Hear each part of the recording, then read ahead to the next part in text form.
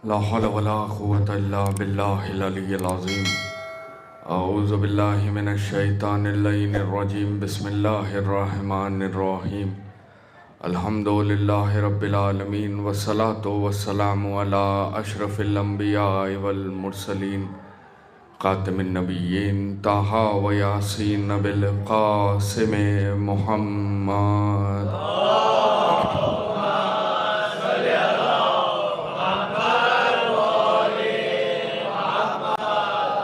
ولا وارث علم النبيين، حاكم يوم الدين، قائد الغر المحجلين، قاتل الكفار والمشركين، الإمام نجم ثاقب، إمام المشارق والمغارب، مظهر العجائب ومظهر الغرائب، الذي حبه فرض على الحاضر والغائب، اسد اللہ الغالب، غالب على كل غالب، مولانا و مولا الکونین، امیر المؤمنین علی ابن ابی طالب.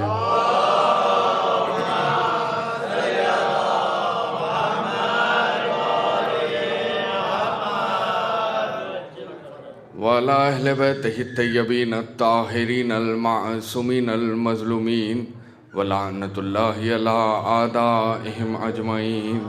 اما بعد فقد قال اللہ رسول اللہ صلی اللہ علیہ وآلہ وسلم: یا علی حبک تقوی و ایمان و بغضک کفر و نفاق. صلوات پڑھ دیں محمد.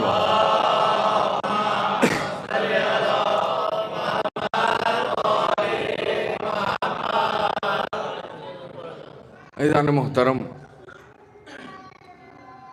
مختصر سی گفتگو آج کی ہماری اس ارشاد مبارک کے ذیل میں کہ جو پیغمبر اسلام کا بڑا مشہور و معروف ارشاد ہے، کہ جس میں پیغمبر نے 4 ایسے عناصر کا تذکرہ کیا کہ جس کا دنیا میں عام طور پر مطلب اپنے نزدیک ہر فرق اور ہر فرقہ اپنی معرفت کے اعتبار سے اسے کچھ اور سمجھ رہا ہے، مگر پیغمبر کہ جس ذات کے ذریعے اللہ نے اپنا کلام پہنچایا، جب وہ مطالب اور محافظ سمجھانے لگے تو پھر سمجھ میں آئے گا کہ دنیا جسے تقوی سمجھ رہی ہے وہ اصل میں تقوی نہیں ہے،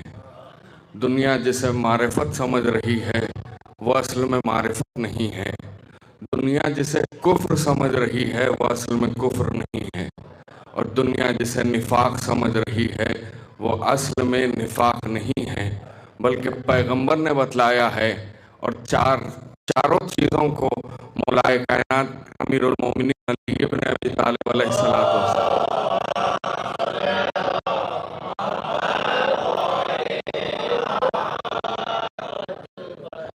چاروں اقسام کو مولا کی محبت اور مولا کی عداوت پر منحصر کر کے پیغمبر رہتی دنیا تک کے لیے عالم اسلام کو یہ کلیہ دے کے جا رہے ہیں کہ دیکھو زمانہ بدلے گا، قرآن کا پیغام سنانے والے بہت سے ممبر سے یہ پیغام سناتے رہیں گے، مگر اس بات کے دھوکے میں نہیں آنا کہ جب کبھی کوئی ممبر پہ آ کے یہ کہے کہ فلاں عبادت کرنے سے تمہیں تقوی حاصل ہو جائے گا، فلاں عمل کرنے سے تم تقوی گزار ہو جاؤ گے، فلاں عبادت کرنے سے تمہیں لوگ متقی کہنے لگیں گے، بلکہ پیغمبر بتلا رہے ہیں کہ اگر کوئی تقوی حاصل کرنا چاہتا ہے، چاہے وہ عمل کی صورت میں ہو یا پھر اس صورت میں ہو کہ تم اپنے دل میں تقوی پیدا کرنا چاہتے ہو، تو صرف ایک ذات ہے کہ جس ذات کے لیے اللہ نے یہ سارا تقوی کائنات کا سمیٹ کے ایک ذات کی محبت میں رکھ دیا ہے، اور وہ میرا بھائی علی ابن ابی طالب علیہ السلام. اب لوگ، حالانکہ یہ حدیث واضح طور پر نہ صرف ہماری کتابوں میں بلکہ غیروں کی بھی کتابوں میں موجود ہے، مگر نہ جانے علی سے عداوت میں زمانے کو کیا مزہ آتا ہے.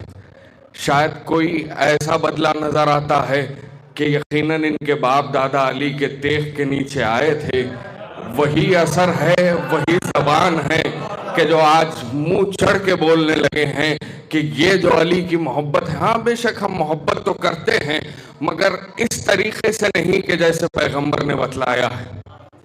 تو اب اس کی مثال کیسی ہو جائے گی کہ جس طرح شیطان عبادت سے انکار نہیں کر رہا تھا، اللہ کو تو سجدہ کر رہا تھا، ہزاروں برس سے کر رہا تھا، اس لمحے میں بھی سجدہ کرنے کے لیے تیار تھا، مگر انکار کس سے کیا تھا کہ اللہ کی حجت کے سامنے سجدہ کرنے سے انکار کیا تھا۔ اسی طریقے سے شیطان کی مثال امت مسلمہ کی ہے کہ جہاں ہر ذات سے محبت کرنے پہ آئے تو نالین سے محبت کر لے، جانوروں سے محبت کر لے، اونٹنی سے محبت کر لے، مگر جس کی محبت کو اللہ نے واجبات میں شمار کیا ہے اسی سے منہ پھیر کے زمانہ سمجھ رہا ہے کہ پیغمبر کی بارگاہ میں سرخرو ہو جائے گا، اللہ کی بارگاہ میں سرخرو ہو جائے گا۔ یقین جانے وہ آنکھ اور وہ چہرہ کہ جو علی کی محبت میں مسکراتا تھا اور حسین کے غم میں آنسو بہاتا تھا، بس وہی چہرہ ایسا ہوگا کہ جو روز قیامت مسکراتا ہوا نظر آئے گا، اور جتنے علی کے دشمن تھے وہ روز محشر صرف روتے ہوئے نظر آئیں گے۔ یہ علی والوں کا مقدر ہے۔ میں آ گیا اپنے موضوع پر کہ جہاں پیغمبر نے 4 چیزوں کو بیان کیا، ترتیب کس طریقے سے دی اسے سمجھنے کی ضرورت ہے۔ پہلی چیز پیغمبر نے بیان کی کہ یا علی حبک تقوی و ایمان۔ اب اسی ترتیب سے اگر چلیں گے تو بات آپ کے ذہنوں میں محفوظ ہو جائے گی۔ یعنی تقوی یہ نہیں ہے کہ جو لوگ اکثر بیان کرتے ہیں کہ روزہ رکھ لو تم تقوی گزار ہو جاؤ گے، تم 5 وقت کی نماز پڑھ لو تم تقوی گزار ہو جاؤ گے، تم نماز شب پڑھ لو تم تقوی گزار ہو جاؤ گے۔ پیغمبر کہہ رہے ہیں تمہارے دل میں علی کی محبت آ جائے گی تو تم تقوی گزار ہو جاؤ گے۔ اس محبت کے ساتھ اگر ایک سجدہ بھی کرو گے تو تمہارے پاس ایمان آ جائے گا۔ اب یہاں سمجھنا یہی ہے کہ محبت جسے کہا جا رہا ہے وہ پیغمبر کی زبان میں تقوی ہے، اور اس تقوی کے ساتھ اگر عمل ہے تو وہ ایمان ہے۔ اب یہاں بات واضح ہو گئی۔ اب دوسرا حصہ جو بڑا اہم ہے اسے سمجھانے کی ضرورت ہے کہ جب کبھی آپ سے مولا کائنات امیر المومنین علی ابن ابی طالب علیہ السلام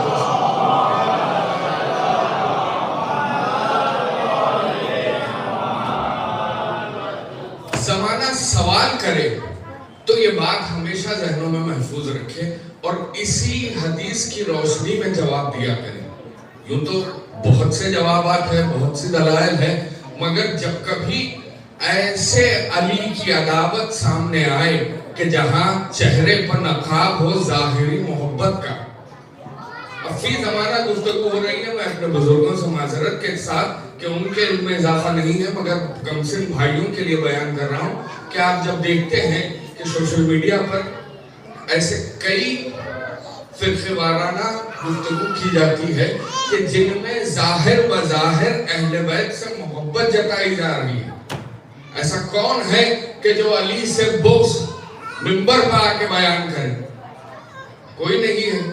سب جانتے ہیں کہ ہمیں نمبر وائز اگر ہم نے بدل بھی دیا تب بھی خلیفہ تو ماننا ہی ہے، یا پہلا مانو یا چوتھا مانو یا تمہاری قسمت کی بات ہے، اس پر بحث نہیں ہے، مگر ظاہر بظاہر تم کیا بتا رہے ہو کہ ہاں مولا کائنات، ارے وہ تو شیر خدا تھے، ان کے بغیر کوئی جنگ میں فتح ممکن ہی نہیں تھی، اس بات کو مانتے ہیں، مگر مان کیا نہیں رہے ہیں کہ حق ولایت بلا فضل ہے۔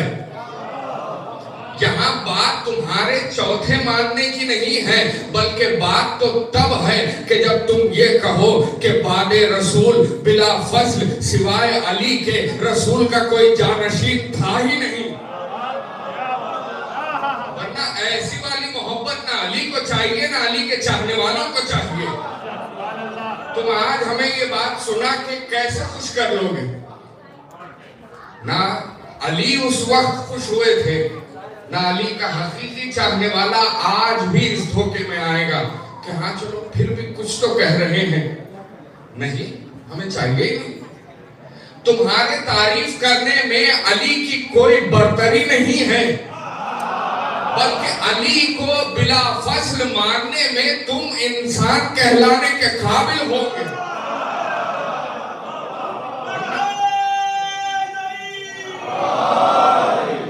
اس میں امت کا فائدہ ہے، تبھی تو مولا کائنات امیر المومنین علی ابن ابی طالب علیہ السلام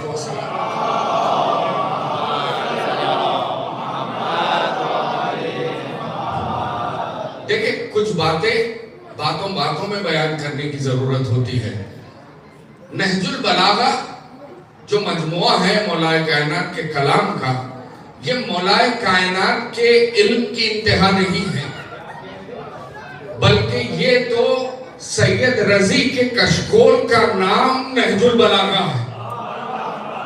ورنہ اگر علی بیان کرنے پر آ جائے تو پوری رات گزر جائے، بسم اللہ الرحمن کی تفسیر ختم نہ ہو. تو علی کے ان کی انتہا نہیں ہے نہج البلاغہ.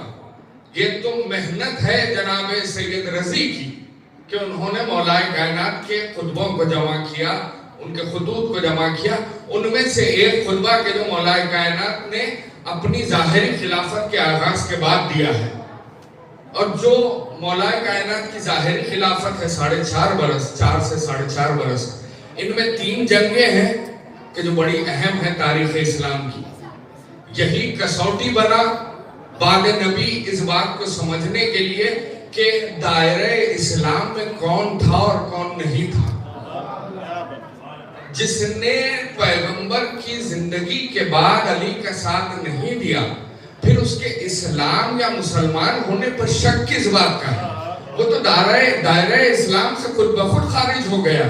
اب یہ بات نہیں ہوگی کہ اس نے بیعت کی تھی، پھر بیعت تکفی کی، پھر بیعت کی، یہ بات نہیں ہوگی. بلکہ پیغمبر کی آنکھ بند ہوئی، اور جب علی انتظار کرتے رہے، خود مولا کائنات نے اپنی مصیبتوں میں سب سے عظیم مصیبت جب بیان کی ہے تو 3 مصیبتیں بیان کی. ان میں سے ایک مصیبت یہ ہے کہ خود مولا کائنات فرماتے ہیں کہ میں رسول کا جنازہ رکھ کے انتظار کرتا رہا مگر امت آئی نہیں. تو یہ مصیبت کوئی مولا کائنات سے پوچھے، اگرچہ یہ کہ 25 برس علی کے حق کو چھین کے رکھا گیا، اس میں علی کا کیا بگڑا؟ امت کا نقصان تھا، علی کا کچھ نہیں بگڑا. کیونکہ جب کبھی مولا کائنات کی ظاہری خلافت کو کسی نے پڑھا ہے، وہ یہی جملہ کہتا ہے کہ کاش مسلمان بعد نبی علی کو منبر دے دیتے اور علی کو میدان میں مصروف نہ رکھتے یا علی سے ان کا حق نہ چھینتے، تو علی بتاتے کہ جنت زمین پر ہوتی کیسی ہے.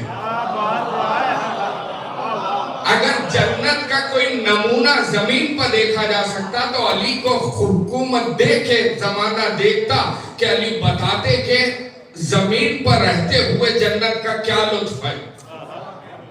اور پھر خود مولا کائنات نے اپنی شہادت کی وجہ بیان کرتے ہوئے یہ بیان کیا ہے کہ میری شہادت کا سبب یہی ہے کہ مجھے قتل اس لیے کیا جا رہا ہے کہ شدت عدالت کی وجہ سے، کیونکہ یہ جو 4.5 برس کی حکومت تھی یہ ویسے ہی حکومت تھی کہ جیسے پیغمبر اسلام کی حکومت.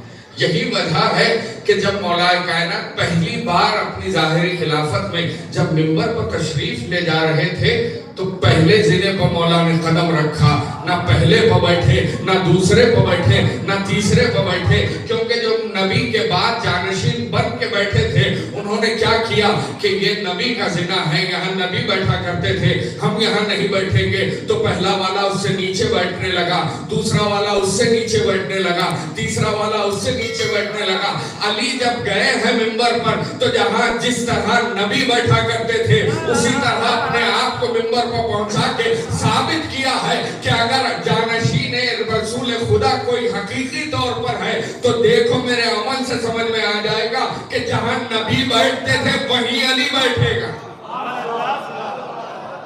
کہ جس کے زینے پر بیٹھنے میں بھی فرق نہ ہو، اس کے حکومت حکومت چلانے میں کیا فرق آ جائے گا؟ اور پھر یہ امام معصوم ہی کی حدیث ہے. دیکھیں جب زمانے کو ضرورت تھی کہ منصب تقسیم کر کے دکھائے جائے، اسی لیے منصب تقسیم ہوئے ہیں. میں عجیب بات کرنے لگا ہوں، آپ کی توجہ پوری میرے ساتھ رہے کہ زمانے کو ضرورت تھی کہ دین پہنچایا جائے تو منصب نبوت کو اللہ نے اس کی ذمہ داری دی. منصب عصمت کو اس کی ذمہ داری دی کہ منصب نبوت اور منصب امامت کے درمیان کوئی ایسا نقطہ ہو کہ جو ان دونوں منصبوں کو جوڑ کے رکھے.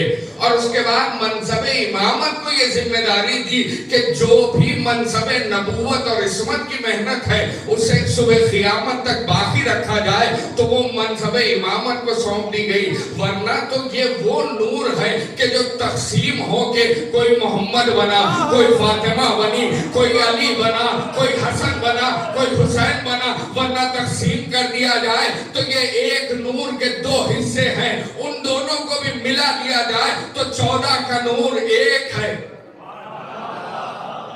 اور اسی لیے امام نے فرمایا کہ ہمارے ظاہر میں جو منصب ہے، اب مثال کے طور پر اگر پیغمبر کا ظاہر نبوت ہے تو کوئی یہ نہ سمجھے کہ باطن میں امامت نہیں ہے. جن کا ظاہر نبوت ہے ان کا باطن امامت ہے، جن کا ظاہر امامت ہے ان کا باطن نبوت ہے. یہی تو سمجھایا ہے اللہ نے کہ ان کے نور میں، علم میں، صبر میں، شجاعت میں کوئی فرق نہیں ہے. اگرچہ یہ کہ ان کو خصوصیات فضائل کی ایسی دی گئی ہے کہ منصب کے اعتبار سے کوئی رحمت للعالمین بن رہا ہے، کوئی امیر المومنین بن رہا ہے، کوئی کریم اہل بیت بن رہا ہے، کوئی سلطان کربلا بن رہا ہے، کوئی حجت بقیت اللہ بن رہا ہے.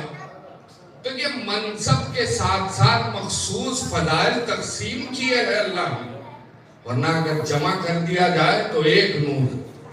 اور اس نور نے اللہ کی وحدت اور نبوت کی خاطر جو سب سے زیادہ قربانیاں دی ہیں وہ منصب امامت میں دی.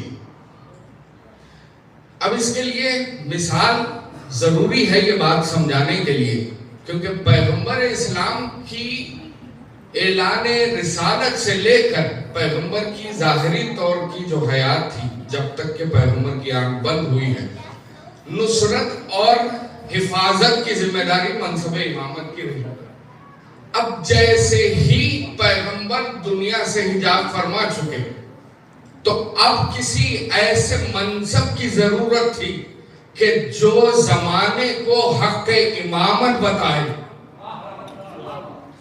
یہ ذمہ داری منصب عصمت کی تھی اور اس ذمہ داری کو شہزادی کونین جناب فاطمہ الزہرا سلام اللہ علیہ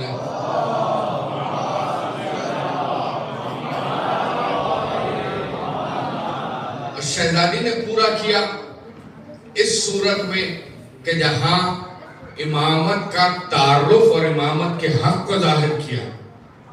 ورنہ وہ کہ جن کے صدقے میں اللہ نے جنت بنائی ہو، ساری کائنات ان کا صدقہ ہو، وہ بی بی آپ کو کیا لگتا ہے کہ عالم اسلام اب تک اس بات میں الجھا ہوا ہے کہ بی بی فدق مانگنے کے لیے گئی تھی، بلکہ چہرے سے نقاب ہٹانا مقصد تھا کہ جو ایک باغ کے ٹکڑے پر ایک زمین کے خطے کے لیے جن کی نیت خراب ہو جائے اور وہ امیر المومنین بن کے مسلمانوں کا بیٹھا ہے تو سوچئے وہ جب حق رسالت کھا لے گا تو کیسا ہوگا. اسے ظاہر کرنے کے لیے بی بی دربار گئی. اور پھر مولا کائنات کا زمانہ. اب یہاں سے قربانیوں کا سلسلہ ہے کہ کس طرح علی نے قربانی دی، اور یہ قربانی بڑی عظیم ہے کہ مولا کائنات نے جو 25 برس صبر کیا ہے. خود اسی نہج البلاغہ میں جو تیسرا خطبہ آپ کا بارہا سنا ہوا، اسی میں مولا نے اپنی مصیبت کو ظاہر کیا ہے، مثال دیتے ہوئے کہ میں نے 25 برس ایسے صبر کیا کہ جیسے میری آنکھوں میں کانٹے پڑے ہوں. اور علی نے 25 برس صبر کیا. یہ صبر کوئی معمولی صبر نہیں تھا کہ علی کے سامنے ہر وہ چاہنے والے کو مصیبت آ رہی تھی مگر علی صبر کر رہے تھے. بار بار دیکھا جا رہا ہے کہ کس طرح شریعت کے ساتھ مذاق کیا جا رہا ہے مگر علی نے صبر کیا. کیوں صبر کیا؟ کیونکہ علی جانتے تھے کہ اگر اس وقت علی تلوار کھینچ لیتے تو پھر امت تقسیم ہو جاتی، اور جانتے تھے کہ بعد میں آنے والا زمانہ ایسا ہے کہ جن میں کئی ایسے چاہنے والے ہیں کہ جو ان کی نسلوں میں سے آئیں گے تاکہ حق ظاہر ہو. اور پھر مولا کائنات کا یہ 4.5 برس کا ظاہری دور پر جو زمانہ رہا ہے، ان میں بہت سارے واقعات ایسے ہیں کہ جو دل دہلا دینے والے ہیں، مگر خود علی جیسا صابر اگر اپنی مصیبت کو بیان کرنے لگے تو سوچئے وہ مصیبت کتنی عظیم ہوگی. ایک چاہنے والے نے مولا کائنات سے سوال کیا کہ یا علی بتائیے ایک انسان کے لیے سب سے مشکل ترین وقت کون سا ہوتا ہے؟ کیا وہ وقت ہوتا ہے کہ جب اس کے سر سے اس کے ماں باپ کا سایہ اڑ جائے؟ علی نے کہا یقیناً یہ بڑا غم ہوتا ہے کہ زندگی میں اولاد کے سر سے ماں باپ کا سایہ اگر اڑ جائے تو یقیناً یہ بڑا غم ہوتا ہے، یہ بڑا دردناک منظر ہوتا ہے کہ جو ایک اولاد کی نگاہیں دیکھتی ہے. مگر کہا یہ بھی مصیبت عظیم نہیں ہے. تو پھر اس چاہنے والے نے کہا کہ یا علی کیا وہ لمحہ سب سے بڑا مصیبت کا ہوتا ہے کہ کسی ماں باپ کے سامنے اس کی اولاد مر جائے تو کیا یہ غم سب سے عظیم ہوتا ہے؟ علی نے کہا یقیناً یہ بھی غم سب سے عظیم ہوتا ہے مگر سب سے عظیم غم ایک اور ہے. تو اس نے ہاتھوں کو جوڑا، پوچھا یا علی آپ ہی بیان کر دیجئے کہ سب سے بڑا ظلم کون سا ہوتا ہے؟ تو علی نے کہا وہ ظلم سب سے بڑا ہے کہ کسی غیرت دار مرد کے سامنے اس کی ناموس پر ظلم کھایا جائے. یہ غم ایک انسان کے لیے، غیرت دار انسان کے لیے یہ غم سب سے عظیم ہوتا ہے. اور یہ غم بھی علی اپنی زندگی میں دیکھ چکے ہیں اور اب وہ دن آ گئے ہیں. آج 19ویں رمضان گزر گئی. عزیزو آپ نے کل بھی مسلسل سنا ہے مگر تھوڑی سی زحمت آپ کو دے دوں کہ کس طرح علی اپنے گھر سے چلے تھے کہ جس کی تفصیل آپ مسلسل کل سے سن رہے ہیں. کہتی ہے شہزادی کہ میں نے اپنے بابا کو اس قدر اضطراب کے عالم میں کبھی نہیں دیکھا کہ بابا کبھی مصلے پر ہوتے ہیں، کبھی صحن خانہ میں ٹہلتے جاتے ہیں، کبھی آسمان کی طرف دیکھ کے کہتے ہیں صدقت یا رسول اللہ. نہ جانے کس بات کی صداقت کی گواہی دی جا رہی تھی. شہزادی کہتی ہیں کہ ابھی نماز فجر کے لیے کافی وقت درکار تھا. بابا تیار ہونے لگے اور جب تیار ہو چکے صحن خانہ میں پہنچے تو مرغابیوں نے راستہ روک لیا. ارے وہ مرغابیاں اپنے منخانوں میں علی کی ابا کا دامن تھامے ہوئے زبان بے زبانی میں نوحہ کرنے لگے کہ یا علی آج آپ مسجد نہ جائیے.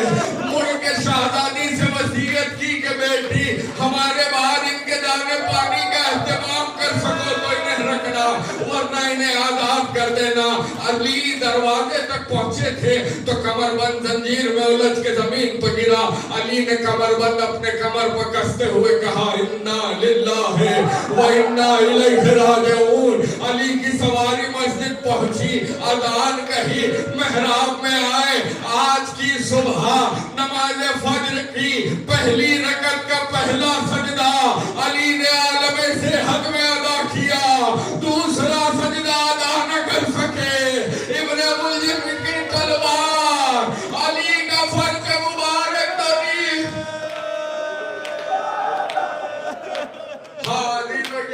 ایک لمحے کے لیے آپ کو روک کے ایک ایسے مظلوم کی مصیبت کی طرف آپ کی توجہ لے جاؤ کہ جہاں ہر مظلوم کی مصیبت کا تذکرہ ہوتا ہے. کس طریقے سے کہ جب کبھی کربلا کا تذکرہ کیا جاتا ہے تو سید سجاد کی امامت کا پہلا فیصلہ بیان کیا جاتا ہے کہ کیسے ادھر حسین کا سر نو کے نیزہ پر بلند ہوا اور یہاں بیویوں کے سروں سے چادریں چھینی گئی، خیام جلنے لگے. ایسے میں شہزادی نے پوچھا کہ میرے لال تم وقت کے امام ہو، بتاؤ خیمے میں جل کے مر جائیں یا خیمے سے برآمد ہو جائیں. یہ امام کے لیے بڑی مشکل گھڑی تھی کہ پہلا مگر سوچئے امام حسن کی کیا کیفیت ہوگی کہ ابھی ابھی بابا کے سر پر رومال باندھا ہے اور بابا کہہ رہے ہیں میرے لال ان کی نماز تمام کرواؤ. وہ خوب بھرا مصلی جب حسن نے دیکھا تو کس دل سے امام نے نماز پڑھائی. اور اس کے بعد علی کی سواری جو پیدل چل کے علی مسجد تک آئے تھے اب پیدل واپس نہیں گئے ہیں. یہ واحد مظلوم ہے کہ جسے زندگی میں جنازے کی صورت لے جایا جا رہا ہے. ایک گلین لائی گئی, علی کو لٹایا گیا, اور جو جا چکے ہیں بڑے خوش نصیب ہیں, جو نہیں گئے ہیں وہ بہتے ہوئے آنسوؤں کے وسیلے سے دعا کریں کہ مسجد کوفہ سے بیت الشرف کا فاصلہ کوئی زیادہ فاصلہ نہیں ہے. چاہنے والے ہمراہ بھی ہیں تو علی نے جیسے ہی محسوس کیا کہ لوگ ہمراہ آ رہے ہیں, امام حسن کو قریب بلایا, کہا میرے لال ان سے کہو اپنے گھروں کو لوٹ جائیں. میں نہیں چاہتا کہ فاطمہ کے بیٹیوں کی آواز, گریے کی آواز ان چاہنے والوں تک پہنچے. میں کہوں یا علی, ارے 40 ہجری میں یہ پردے کا اہتمام, ارے یہی کوفہ, یہی زیدانیہ, بے مخنو جانت.